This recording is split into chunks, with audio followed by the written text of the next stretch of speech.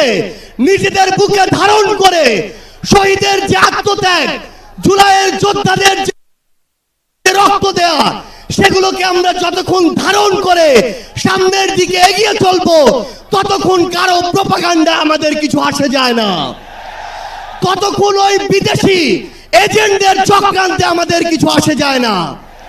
আমাদের মনে আছে ওই 3, 4, 5 আগস্টে আমাদের আমির সাহেব, সিনিয়র নায়েব আমির সাহেব কিভাবে মার্চ টু গণভবনের ঘোষণা দিয়েছিলেন।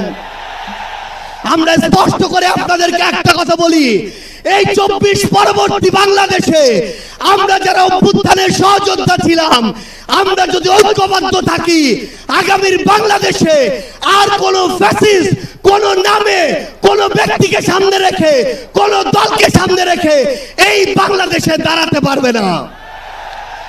এখন জনগণের সামনে আমাদের দৃষ্টান্ত স্থাপন করতে হবে।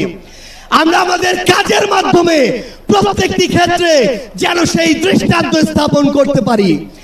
আজকে যখন আমি আসছিলাম, রাস্তার আশেপাশের প্রত্যেকটি মোড়ে আমার ইসলামী আন্দোলন বাংলাদেশের সহযোদ্ধারা ট্রাফিকিং এর কাজ করছে।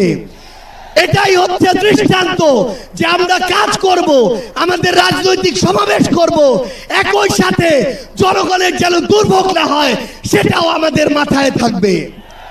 আমরা এর আগেও দেখেছি এই মাঠে প্রোগ্রাম হয়েছে, প্রোগ্রাম শেষ করে মাঠের প্রত্যেকটি ময়লাকে পরিষ্কার করা হয়েছে।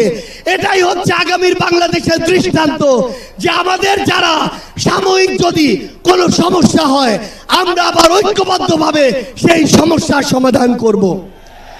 একটা জিনিস মনে রাখতে হবে, এই অভ্যুত্থানে আপনারা যখন ঢাকার গুরুত্বপূর্ণ পয়েন্টগুলো থেকে শুরু করে দেশের বিভিন্ন রণক্ষেত্রে অংশগ্রহণ করেছেন, আপনাদেরকে পাঞ্জাবি পায়জামা টুপি দেখে টার্গেট কিলিং করা হয়েছে।